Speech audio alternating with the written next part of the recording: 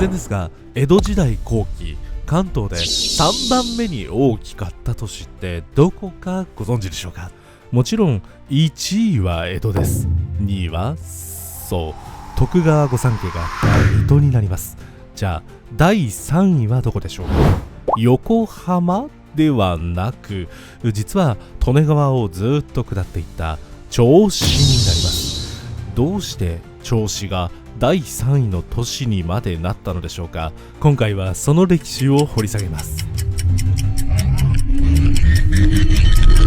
こんにちは。一つの場所の歴史を掘り下げるディッグディープトラベルの港と申します。銚子は関東の東の端にあります。普通はこの地が関東第3位の都市になるとは少し考えづらいのかなと思います。でも利根川の河口がこの銚子にあったということが大きく関わってくるんです。江戸時代、利根川は多くのお米などを運ぶ物流の大動脈でもありました。日本最大の流域面積約16,840平方キロメートルを誇り、今でも流域内人口は約1279万人と、日本の10分の1近くが利根川流域内に住んでおられるということになります。実はこの利根川は江戸川とつながっていて、たくさん人がいる江戸にお米を送りたいと思っている、売りたいと思っている東北諸藩にとっては絶好の輸送ルートになりました。利根川が今の形になる前というのは、東北から江戸にお米を売ろうとするなら水戸あたりから陸路で運ばざるを得ませんでした。というのも銚子あたりからの海域っていうのは非常に危険なことで有名だったからです。現在であれば電車やトラックなどありますが、当時はそうした大量に物を陸路で輸送する手段というのはありませんでしたので、米を大量に輸送するとなれば、必然的に水を使った輸送手段しかありませんでした。そこで東北地方の太平洋側の藩は利根川を利用した東回り海運というものを利用しました。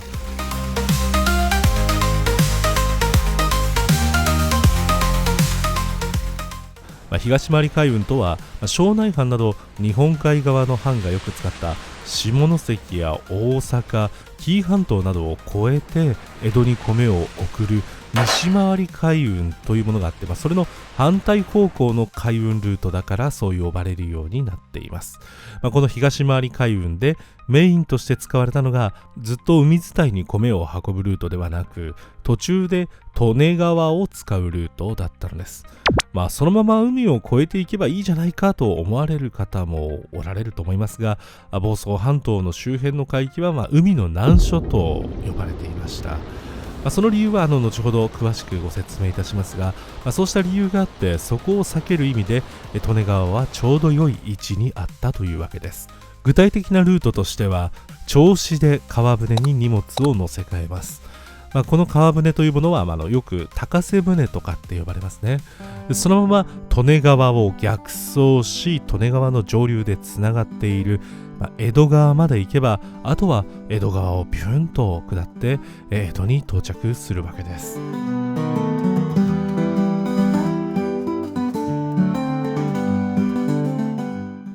世界中どこでもそうですが、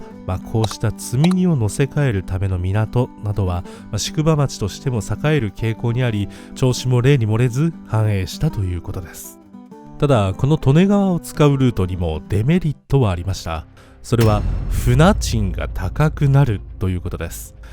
川舟と海を渡る船というのはまた別の業者が担当することとなっていました。ですからその船を手配するのにも問屋というものがありまして、その問屋に手数料を払わないといけませんし、川舟の運賃も決して安いものではなかったんです。というのも、川を逆走すると一言で言っても、当時はエンジンやモーターはなかったわけですよね。そうするとどうやって川を逆走したか少し想像してみていただきたいんですが、仮にオールで漕ぐというアイディアもなくはないんでしょうが、なんせ長距離ですし、それには体力的にも限界があります。また帆を張って風の力を借りるという手段もあるかもしれませんが、それも風がいつも川上側に吹くというわけではありません。ということで、よく使われたのは陸に人が上がり船を引く引き船という手段です。本当に地道な手段ではあるんですが、確実な方法と言えるわけです。もちろん小さな船であれば船頭さんが自分一人でその引き船をするということもあったようですが、大きな高瀬船となると一人では当然引けませんので、引き子という船を引くためのチームがあったわけです。なのでそれに人件費がかかるということはお分かりいただけたかと思います。ただそれはそれでたくさんの人の生活が潤うんだからいいじゃないかという意見もあるかもしれませんが、当然こういったことには不満を持つ人というのも現れるわけです。それが江戸の幕府でした。江戸はもうその当時でさえ100万人を超えつつあるような人口を抱える都市でした。幕府としては低コストで安定的に米を運んでほしいというふうに思っていたわけです。そこでその東回りルートをもっと安くできないか検討するよう幕府から任命された人がいます。その人が切れ者ビジネスマン河村瑞賢です。河村瑞賢はもともと伊勢の貧しい農村で生まれました。13歳の時に江戸に出てきて、主に土木工事で財産を得ていきました。一代で成し遂げたので本当にすごい方なんです。で、明暦の大火ではたくさんの家屋が火で焼かれてしまったため材木が必要になるだろうと人よりも早く材木を買い込んで、それを江戸でたくさん売るというそうした切れ者らしい商機のつかみ方をしたこともあります。そして明暦の大火の復興事業も幕府から依頼されるようになりました。それだけでなくそのことによって大物政治家との関わりも構築していくことさえしました。それで幕府の公共事業をたくさんその後も受注したという凄腕のビジネスマンなんです。そうした腕を政府が買い、利根川に頼らない東回り海運の新しいルート開拓を瑞賢に依頼します。もともと瑞賢も銚子に近い九十九里浜で土木工事を請け負っていたことがあったので、この辺の海域が危険であるということはよく知っていました。ところでなんでそんなに危険なのかと言いますと、銚子の地名にも少し関わりがあります。銚子という地名はお酒を入れる銚子の形に似ていることから来ています。それでその地形に沿って南からは暖流である黒潮が来ます。そして北からは寒流である親潮が来ます。でその両者がぶつかる地点となっているんです。もうこれだけでも十分に海を船乗りにとって予想不能にするのですが、さらに利根川からの淡水の影響もあって潮の動きがもっともっと複雑になるそうなんです。さらに国の重要文化財に指定されるような灯台がある犬吠埼などは岩が多く船の底に穴を開けかねません。ちなみに東映のオープニング映像というのもこの犬吠埼のものなんです。それをイメージしていただいても波がいかに激しく岩が多いかということがイメージしていただけるかと思います。ですから、その海の難所を避けるためにも犬吠埼の手前にある利根川というのは本当に東北の米の流通ルートとしては最適だったわけです。では河村瑞賢はどうやってこの難題に挑んだのでしょうか。やはり考えたのはどうやっても海の船だけで江戸には行けないのかなということだったようです。確かに川船業者に支払っているお金を浮かせられれば運賃は格段に下がるはずです。でもそれなら犬吠埼のような難所を越えなければいけないということになるはずです。どうしたのでしょうか。まず親潮と黒潮の寒暖差が少ない夏に航行することをトライしてみました。さらに船を問屋任せにするのではなく船頭さんも自分たちで直接選ぶことによって優秀な船乗りを獲得するということも試してみました。でさらに水先案内人を配置したり米の積みすぎを防ぐために目安を船に記すなどヒューマンエラーの防止策も考案しました。でそれだけで、終えるのではなく、船頭さんの現場の意見というのをよく聞くことで、犬吠埼のさらに外側の太平洋を航行し、一度静岡にある伊豆半島の下田か三浦半島の岬で一度船を停泊させて、そして南西の風を待ち、その風で一気に江戸に入ることが可能そうだという、そうしたプランを立てたわけです。で瑞賢はそれを実際にやってみました。するとその船乗りから聞いた南西からの風が実際に吹き、その風に乗れば一気に江戸に入ることが可能だということを実証したというわけです。こうしてついに利根川に頼らない東回り海運を開発することができました。この成功を幕府は喜んで、今後のルートとして正式採用しようということになったのです。ただそうなると嬉しくないのは銚子にいる川舟業者さんたちです。もう今までのお客さんを逃さないためにも仕方なく料金を引き下げるという苦渋の決断を余儀なくされました。しかし幸いにもこの海伝いのルートにもいくつかデメリットがありました。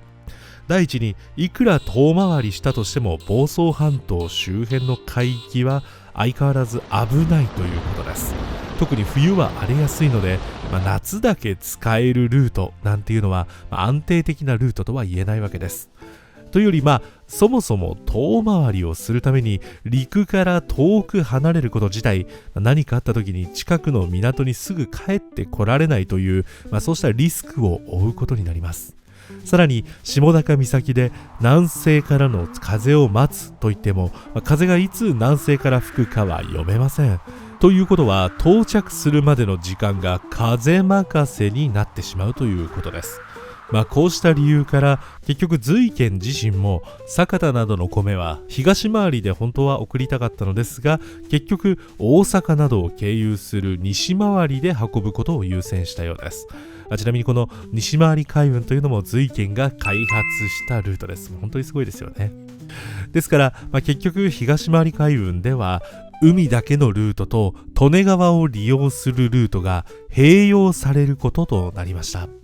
それでも利根川の川舟の料金は適度に下がったのは事実ですし、海上輸送ルートというコストの安いルートを開発することができたのですから、川村瑞賢は本当に偉大な事業を成し遂げたと言えます。また仙台藩などはこれによりかなり潤ったということになるようなので、江戸だけでなく東北諸藩にとってもあまりに大きな財産を瑞賢は残してくれたことになるわけです。さらに銚子としても結局海のルートであろうと川のルートであろうとどちらの船も一度銚子に停泊するということになりました。ということは単純にルートが増えて流通量が増えたわけです。そうすると停泊する船も増えるということになります。町としてはさらに栄えるということになったので、銚子も川村瑞賢の功績によって恩恵を受けた町と言えるわけです。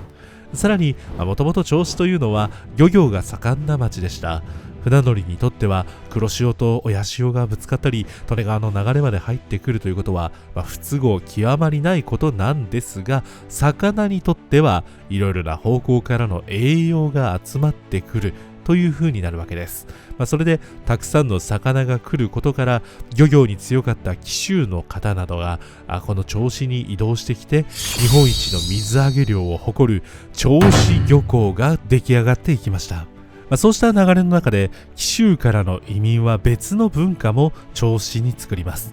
それは紀州民が得意だった醤油作りという文化です。銚子は醤油生産の一大拠点ともなりました。それも結局ここで生産しても利根川がすぐ横にあるので江戸に輸出しやすいということが関係していました。それで山佐醤油やヒゲタ醤油の工場があり、400年近い伝統の味わいを今でも銚子から全国の食卓に届けてくれています。こうした利根川とその周辺の海を中心としたいろいろな業種が発展することで、銚子は関東で第3の都市にまで発展していきました。しかしこれは江戸時代までのお話です。当然ながらその後陸路にはトラックや電車が走るようになりました。特に利根川にとっては利根川と並行に走る成田線ができたことで、本格的に輸送ルートとしての役割に決定的な終止符が打たれることとなりました。それでも利根川の現在の役割は数えてもキリがないほどたくさんあります。今でも多くの人にとっての水源として大活躍をしています。さまざまなダムや調整池があるので、下流域への流量調整をする設備が整っています。そこら辺はさまざまな洪水を経験してきた川だからこそという感じがします。また当然ながら首都東京方面への水害リスクも分散しているような、そうした役割も果たしています。それにとどまらず生態系の維持にも一役を買っており、私たちの知らないところでも大きな活躍をしてくれているのです。これぞ江戸時代から400年以上かけて人と関わってきた川なのです。ではそもそもその利根川はどのように人と関わるようになったのでしょうか。実は利根川の現在の流れが生まれた理由には4つもの理由があった、目的があったということをご存知でしょうか。その話はまた別の動画でお伝えできればと思っております。ご関心のある方はチャンネル登録や高評価をしてお待ちくだされば幸いです。ではまたお会いいたしましょう。